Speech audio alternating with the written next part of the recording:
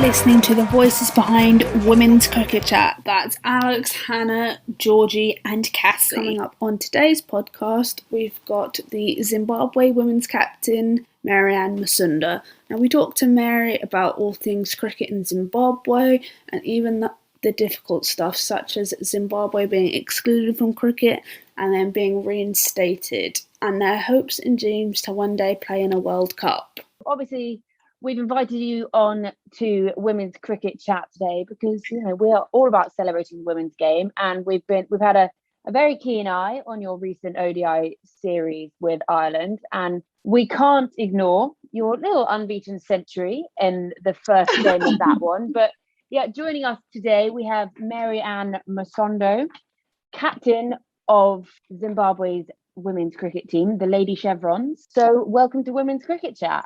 Thank you. Thank you for having me. Thank you so much. That's all right. So just coming off the back of your series with Ireland, which was actually your first ODI series, really, wasn't it? It was. Yeah. So you were given ODI status by the ICC in April of this year. Was that right? Yes, that's right. Yeah. And so what was it like, the build up for that series? You see, the thing we had done as a team was to sit down and make it a part of our team goals, to qualify for the World Cup. And that's how we would have gotten the ODI status. So for it to come without us actually qualifying for the World Cup was like a huge, achievement. So we all had not played any official ODIs. I've played cricket since I was 15, but none of the cricket I had played was like official. So, debuting after 15 years at the age of 30 as well was quite huge for me. Yeah, but age is just a number, isn't it? So that means that actually you scored an unbeaten century on debut. Yes. So what was it like to do that in your first game and sort of lead from the front as captain of the side? Okay, so what I've tried to do was just to play cricket without thinking I'm a captain, because I've seen most of the captains struggle with form once they become captains, especially with their batting. So I just try to separate the two. In that game particularly, I just thought, okay, what do we require per over? And I just went in with that mentality, and it kept on giving me hope that we could do it.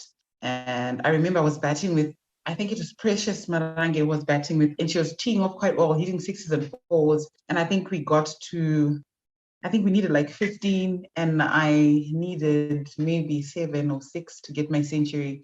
And she was like, no, I'll stop, hitting the ball as hard so that you can get your century. And I was like, no, you're missing the point. We need to win first, and then I can get my century. If I won't get the century, still fine. So that was my mentality, to be honest. And that's such a great mentality to have as a captain. You really put that team first. And obviously you've been through quite a lot as a team over the last year and the last couple of years. How have you managed to keep everyone motivated in that time? I think we've had good times and bad times, and most of them have been bad.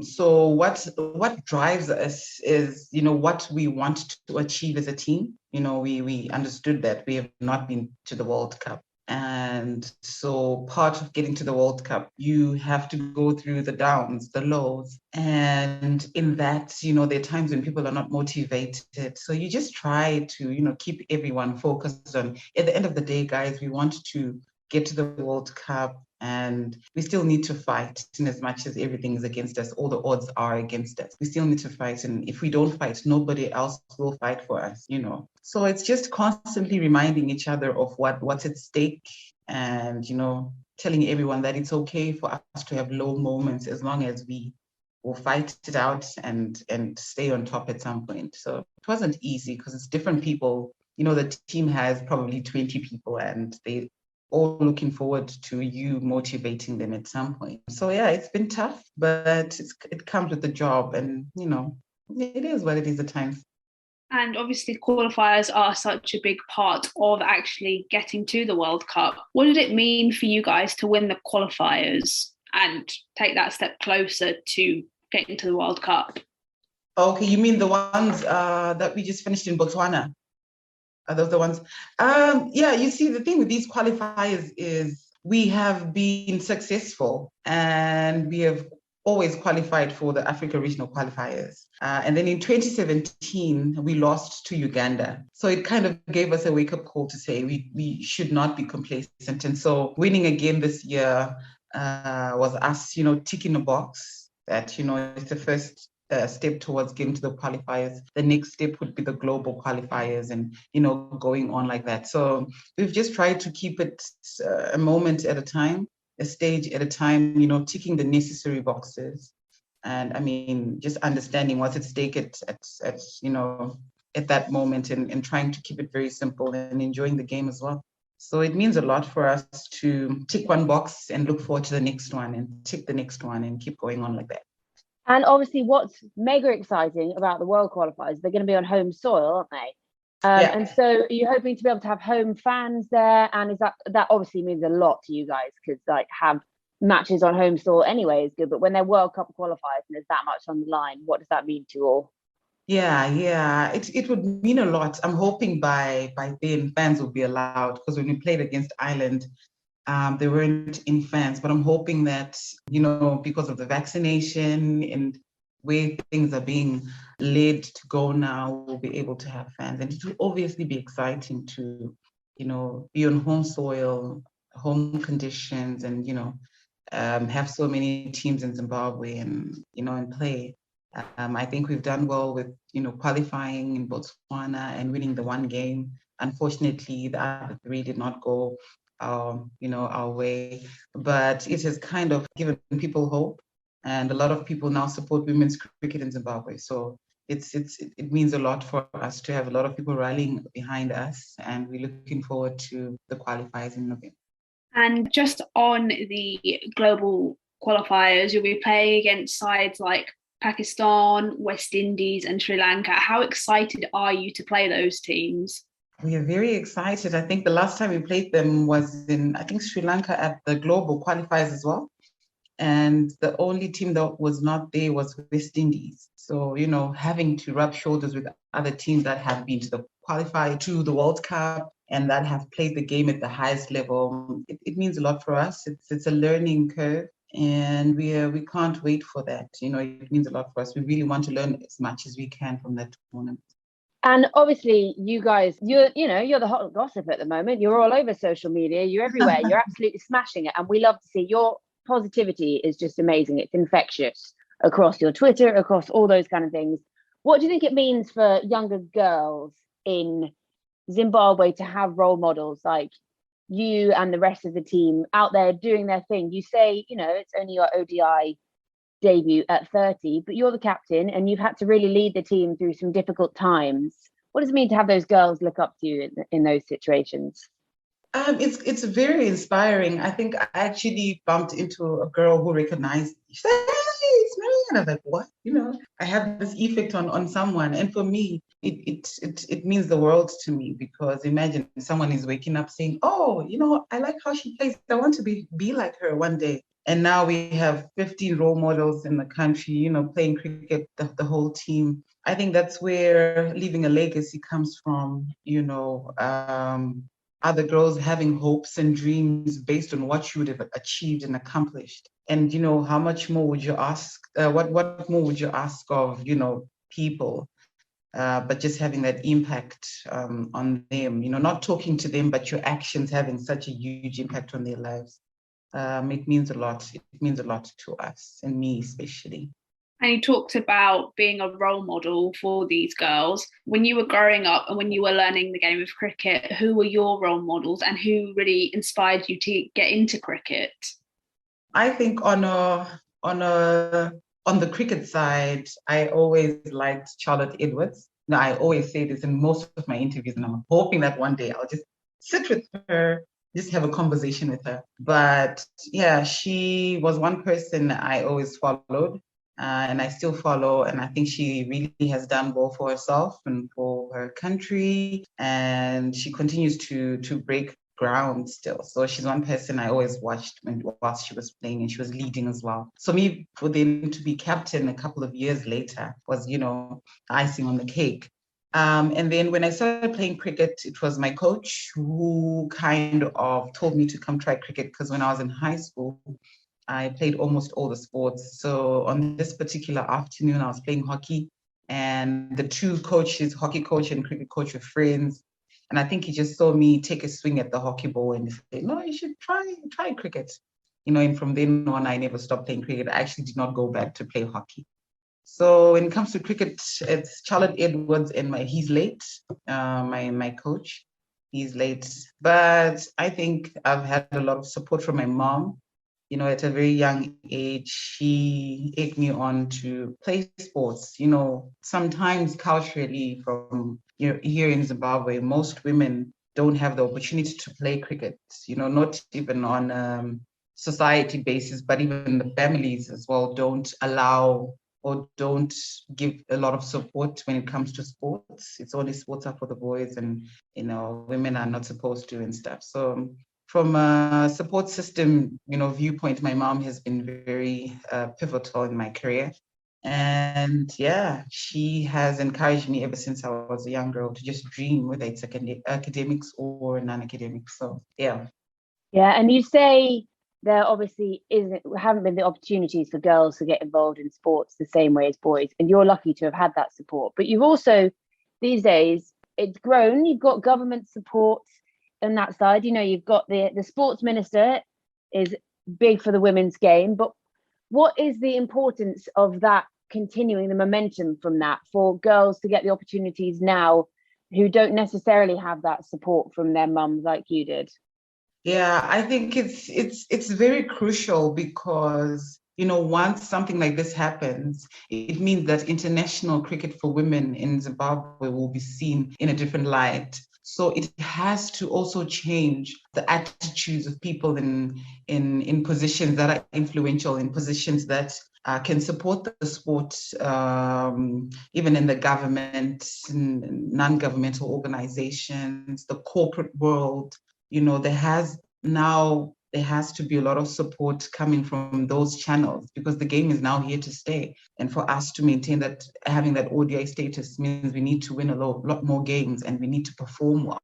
And for that to happen consistently, it needs, monetary support, it needs funding, and it needs equipment, it needs, a lot of opportunities. It now means a whole lot more women are supposed to get involved, from the coaching to the umpiring to the match reffing, and that's all structures that needs to be put in place for the game to go on, for the game to continue, and for the quality of women's cricket in Zimbabwe to be good, to be competitive amongst other nations that have played cricket. I was actually quite interested with the stats that Ireland have played over 140 ODIs, and it was our first. So in terms of development, that's such a huge deal. It's a big deal for Zimbabwe to, get on the map as well and invest in the women's game and make sure that we compete at the highest level. And it all comes down to the grassroots and having proper structures and having the corporate world, having the non-governmental organizations, everyone contributing towards, the growth and the development of the game in the country. And you just touched there on the growth of the game. I'm not sure what the setup is like in Zimbabwe, but obviously in England we have a domestic setup, we have a regional setup. Do you guys have anything like that in Zimbabwe? And if not, how does it all work when it comes to selection? We have. It's just not as vibrant at the moment. But if you take a look at last year, I think October, November, December, we had 8 weeks of cricket. It was provincial structures. So 4 teams from the whole country, from all the regions in the country, divided into 4, played one days and T20s. And from there, you then see the talent that's there. The player pool also widens. But if this happens consistently, it's either it happens twice a year or more, it means that players will have more competition, and that means the quality of the game will improve as well. So for now, those are the structures that are there. But I believe that, like other countries, obviously Zimbabwe will have to try catch up, I think, and start from the grassroots. Junior school, introduce girls cricket, and high school, introduce girls cricket. Club level, introduce girls cricket. And once that structure is built, then you'll have a lot of players coming up and selection will be easier as well. Competition will be harder as well. So that's the only way, the game can develop and become deeper in terms of skill and levels. Yeah. And so obviously it's great to have, schools, domestic setup, international stuff, but it has been a difficult few years for cricket in Zimbabwe, women's, men's, juniors, all of them. So in 2019, there was the suspension for government intervention. How hard was that hitting on the women's game, especially as it's something that's difficult to grow anyway? And how did you all get through that and come out the other side and then get hit by COVID as well? Yeah, I think I was actually laughing the other day that, when and if anything happens, women look like they're the most hit, not just in cricket circles, but like in general. If anything happens, the woman suffers the most. I just don't understand how that happens. But yeah, we were hard hit. We were about to go for the qualifiers in Scotland, 2019. Yes. And so we had come from hosting Africa qualifiers, the same ones we had in Botswana. We had hosted in 2019 and we won those. So the next level was going for the globals, and we really amped for it. The camp was exciting. The vibe was good.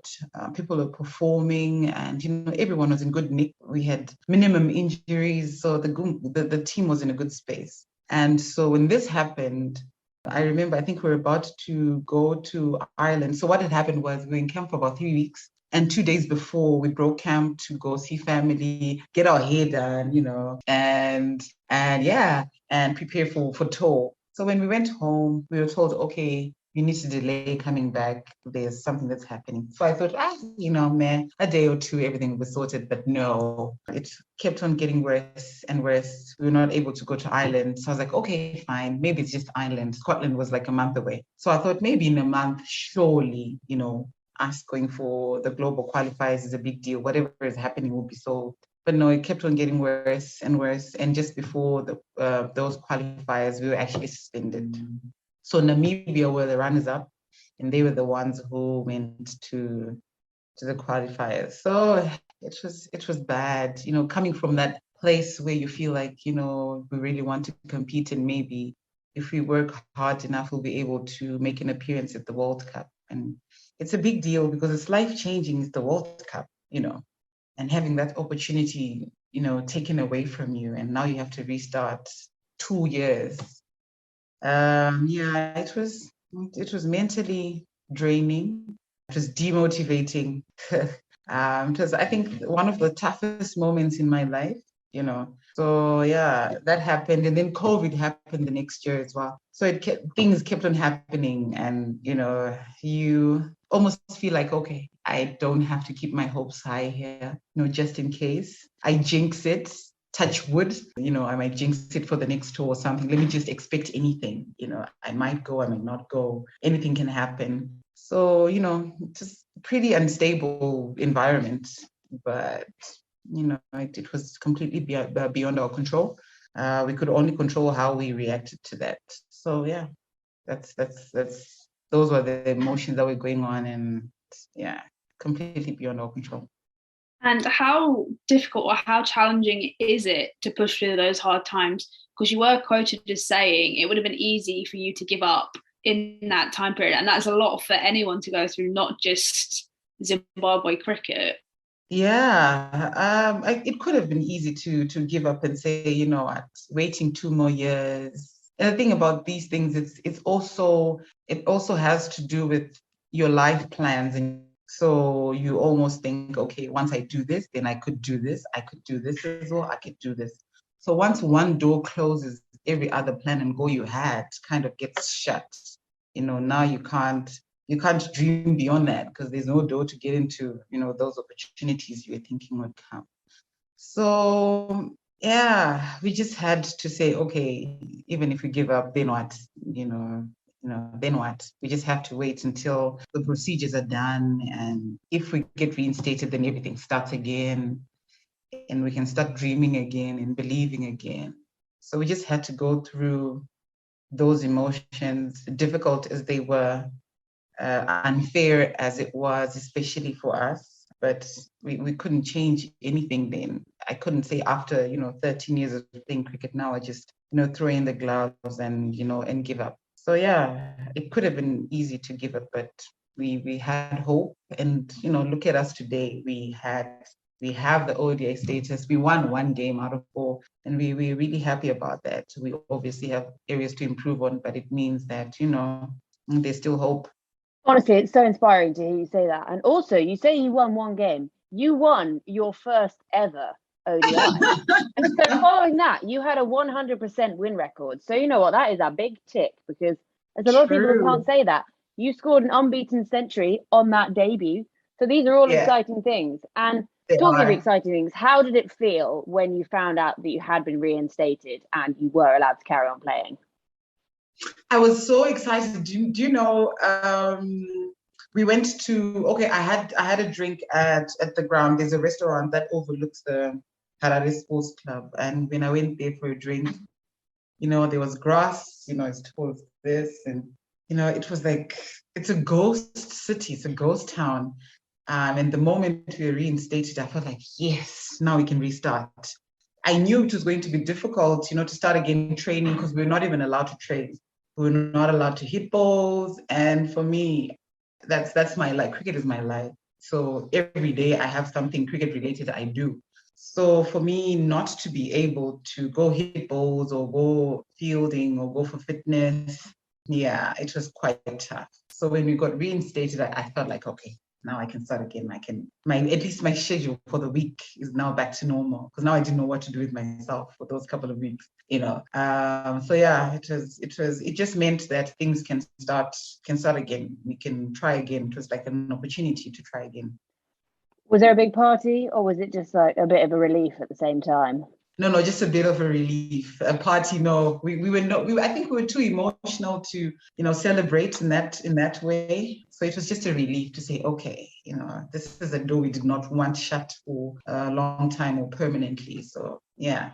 Yeah, and obviously, as the captain, you were probably, tuned into everything that was going on in that situation and during those times. How did you, vamp up everyone again when it all got back going? Be like, right, girls, come on. This is the focus. This is what's happening. This is my whiteboard. This is my timeline. We're heading to the World Cup, yeah? Yeah. I think for most of that comes from motivation and the goals you want to accomplish in the changing room. What you write down every day to say, this is the time we want to achieve this goal by. And we just had to rethink that and look at the timeline and say, okay, this year is gone. This goal here is not going to be achieved now. So, let's start again. And we map out a way forward. So once a person sees they still, the goal can still be achieved, it's just a matter of time, then a person then begins to think, okay, maybe there's hope. Maybe she's making sense. Maybe, something can be done. So let's start again. Let's try again as a team. Let's, come together and agree on one thing and push for it. So that's just what we try to do in the changing room. Check, okay, guys, it's done. There's nothing we can do about it, but now there's still work to be done. There's still goals to be achieved. And, personally and individually, the things you want to accomplish, and this is the time again. So that's how we just try to do it and try to make it very simple. And just on your captaincy, and Georgie touched on the fact that you guys were reinstated in April of this year. Did you feel a sense of pressure in the first ODI that you had to be the one to sort of, as the senior player, stand up and score the runs and captain a certain way because there were cameras, which might not be something you guys are used to? Yeah. Okay. So when that scandal happened, we were reinstated, I think, in November. It happened in June. And after June, July, August, September, October, 5 months later, we reinstated, but we then got our ODI status in April. And going into the game, what I've tried to do, like I was explaining to Georgie earlier, was I just try to separate myself as a captain and a player. And each time I go out to bat, I try to play as a player, not think about the captaincy. Just a way I've tried to process pressure, and it has worked. I try to think about what's required at that time. And as a player, I need to deliver. So, yeah, That's just how I kind of thought about it going in, and it worked. And then later, then you think, oh, I'm the captain, I'm being responsible. Oh, okay, I need to keep going. But initially, it's about my role as a batter and what I need to do. Yeah, it's not really about captaincy. And like you said earlier, when you went into that one, it was more about the win than the personal milestones, which is something that's amazing. And also, I think your attitude is one that is so applicable across not just cricket. Would you say that you control the controllables, and if it's done and you can't deal with it, then it's got to be passed? And is that something you bring into your personal life as well? Yeah, I think I don't like to be stressed. I don't like to focus on things that I feel I have no control over. It's just a philosophy. It's just something I've tried to apply, and it works. It works like a charm, because at times you don't have complete control over everything in life. And the moment you want to control something you cannot control, it gives you a lot of anxiety. It gives you a lot of instability, and it robs you of a peace of mind and, happiness. So I try to be a very happy person, and something I cannot control, I accept. It might be painful. It might be a tough one to swallow. But the moment I tell myself, okay, is there anything I could have done? No. Is it done? Can I change anything? No. So I might as well just, let it go and get on with it, get on with life. So yes. You're just quoting Frozen at us now, aren't you? You're going to burst into song next thing we know. I think so. So yeah, this is just, how I try to do things. That could be like a team song, have a bit of Elsa in there. Maybe.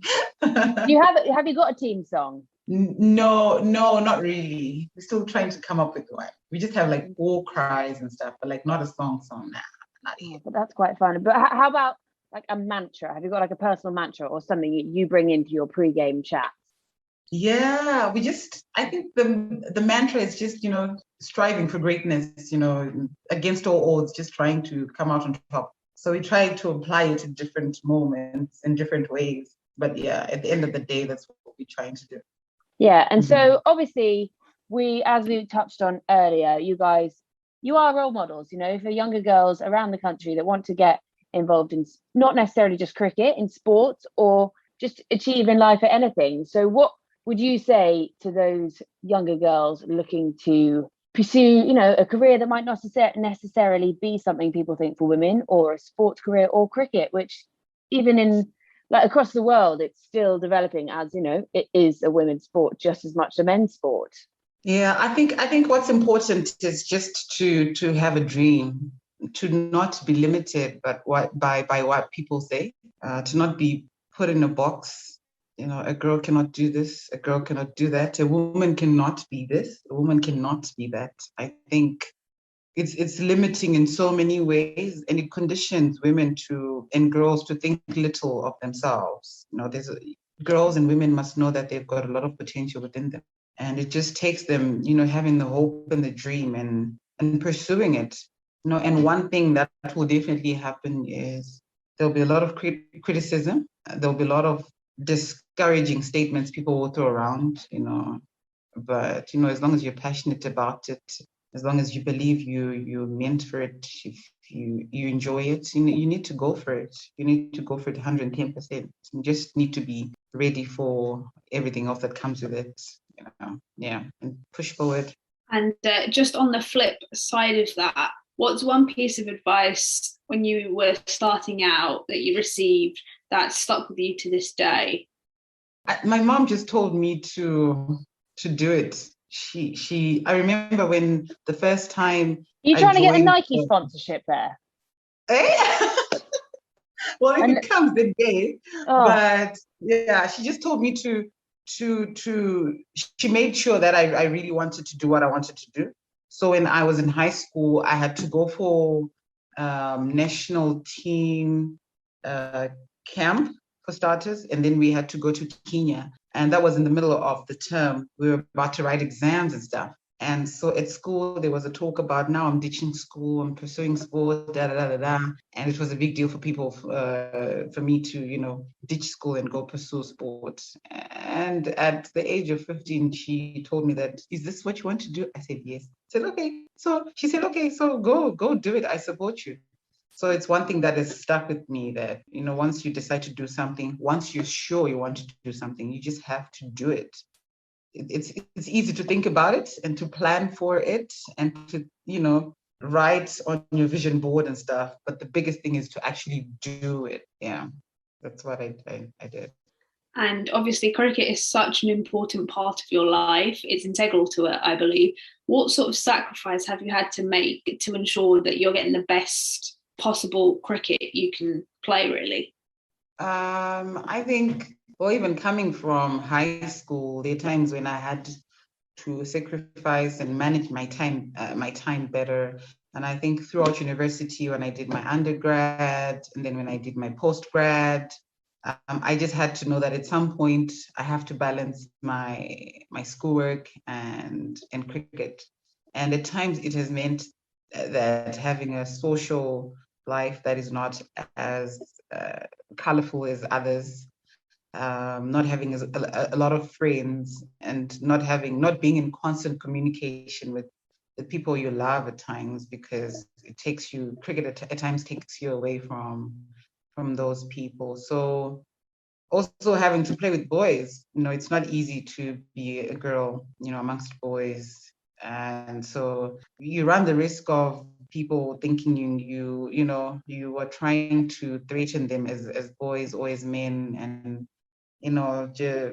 it's not easy. It's not easy, but I just had to say, okay, this is what I like. I'm hoping the boys will like me too. I'm just here to play cricket and enjoy. And yeah, those are some of the things I had to go through to get to where I am today. Yeah, and it's not like you're there to step on any toes. You're there because you love cricket. They're there because they love cricket. And it should just be, we are cricketers regardless. Yeah. Yeah, and so is that why, do you remember recently we've had the MCC changes, we've gone from batsmen to batters. Is that something that really resonates with you then?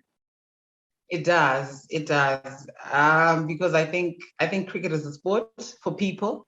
It's not a sport for one gender. And so it being inclusive in such a way was a big deal for me. And I hope more and more developments will come through to make sure that the opportunities and everything else is suitable for both genders. Because, we all play cricket, men and women. Yeah. Yeah, and then just rewind just a couple of minutes to the, just casually did an undergrad and a postgrad. I mean, a lot of, oh yeah, by the way, I just did a postgrad too. What was your postgrad in? And did you find that helped you with your cricket in any way, with your focus and dedication? Yeah, I did my undergrad in business finance, and then I did my master's in development finance in Cape Town. And I think it has really helped me with time management and focus and in discipline. I think there's no way you can achieve both and, have the privilege of being the captain and almost, and also have a master's degree. It's something that wasn't easy. So it has helped me with being disciplined and being focused and, just believing that, I want to do this, I'll do it. So, yeah. And what's next for you on the horizon? What are your plans for you and for the Zimbabwe women's cricket team over the next couple of years? I think on the cricket side, it's just to play the hardest cricket we can. Getting to the World Cup is the biggest for us. So November is such a big deal. It would be nice for us to make an appearance at the World Cup. So we're working really hard to achieve that. And obviously, having this status means more people, follow you and stuff. So hoping some of our players will be able to get the opportunity to play, in those clubs, the BBLs and the 100. And if it can happen, then that would go awesome, So yeah, I think any athlete wants to compete at the highest level of the sport. And it's also something we hope will happen in the future, in the near future for the Lady Chevrons. And you mentioned the 100 there. Would you have your eyes on a team that you might potentially join? Listen, all 100 franchises out there, we have a player for you. Yeah, I definitely would want to join one of the team. To be honest. I didn't have any favorites this past, but since it was starting, I'm still also getting the hang of it. But yeah, I think it's a format I want to try.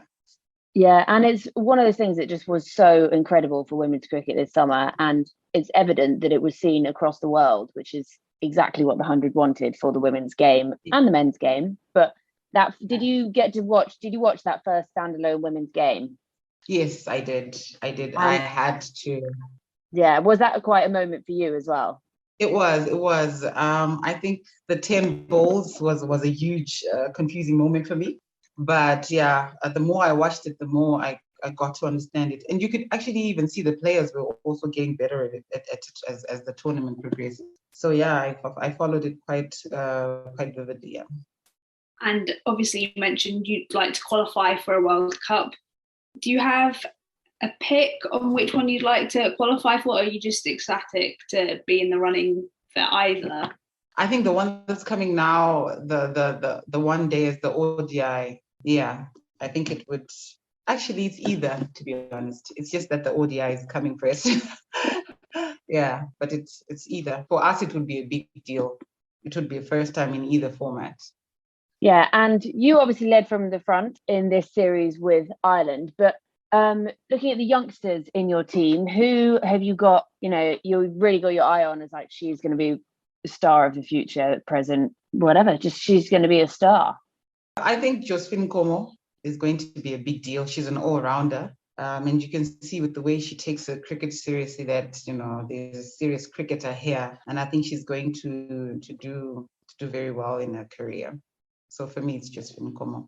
Yeah, I think it's nice to be able to recognize your own team members and be like, right, she's a star. But it's not like you're getting on at all yourself, only 30. So you've got a few more years in you there. So you never know. You get 2 World Cups in there, qualify for this one, qualify for the next one.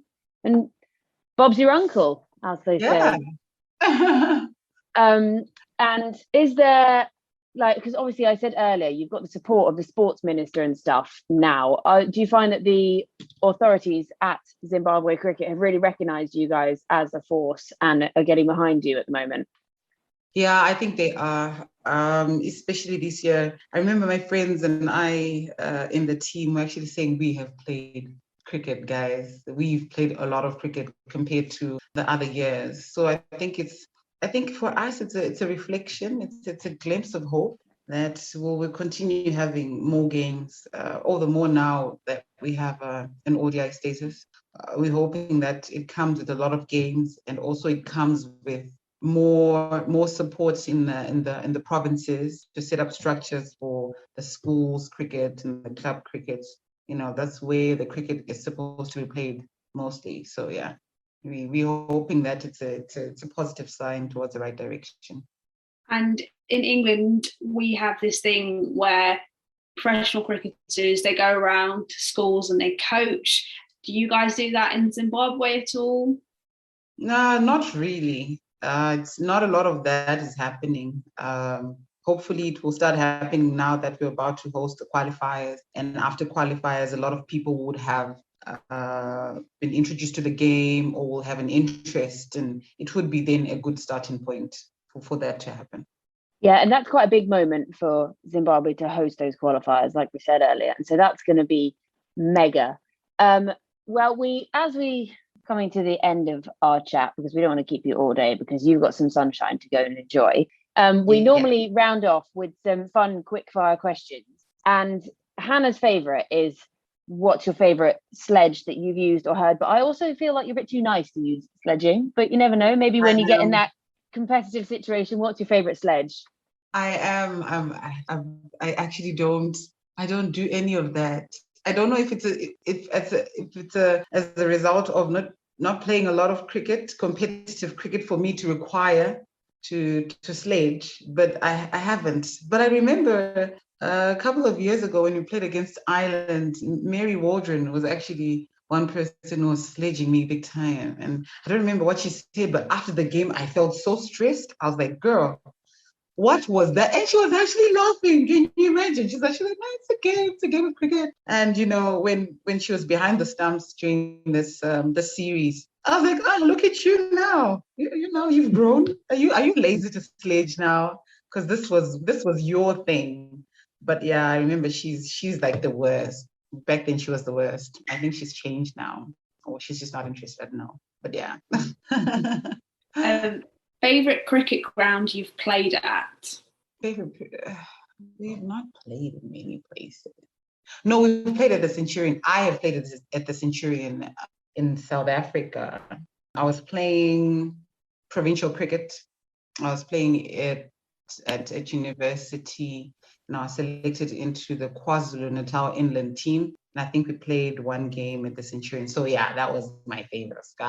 Yeah. And if there was somewhere you could play, where would you want to play? MCG.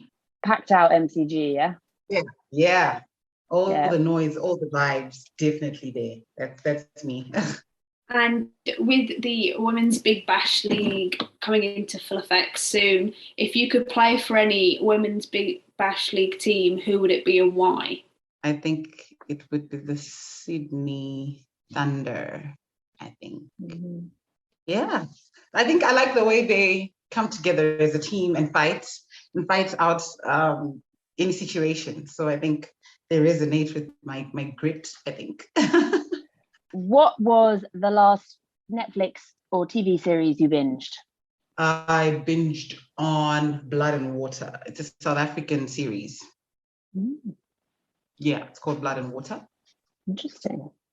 Yeah. Do you know it? Have you heard about it? Never heard of it. Yeah. I'll have to add it to my list after I finish Squid Game. You should. Favorite genre of music? Genre. Or favorite artist? Either. Okay. At the moment, there's a South African genre that's called Amapiano. I don't know if you know it. You should look for it. How do you spell it? AMA. Mm-hmm. PIO. Mm-hmm. NO. Okay. Well, I'll South African. It's unique. It's not a genre. It's a beat, but there's a lot of noise around it. So for now, it's that. But otherwise, it's hip hop, R&B. Yeah. Is that you as well? I just like anything I can dance to because I can't dance. Okay then. All right.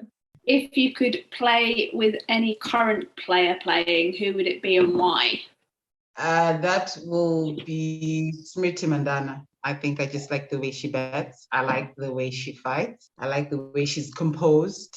And I like the way she's responsible when she's batting. So she definitely would be one person I'd like to be in the same team with. What's your favorite cocktail? I don't like cocktails. Oh, there you go. No, I don't. Well, I like whiskey. I like whiskey. There you go. Whiskey with ice counts as a cocktail. Yes. Is that you?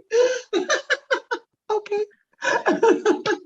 And I don't know if you have match teas in Zimbabwe the same kind of way we do. I imagine yours don't consist of things like Scotch eggs, pork pies, and cocktail sausages and egg sandwiches. But what's your favorite tea item? Tea item. No, I think cheese and tomato sandwich would help. Yeah, nice and simple. Yeah. And if you could play with any player who's retired from the women's game, who would it be and why? Charlotte Edwards. Big up Lottie. We love a bit of Lottie. Yeah. Well, I think we definitely know who your favorite is then, don't we? Does that make you? Yeah. Do you watch any of the domestic stuff? Does it stream over in Zimbabwe?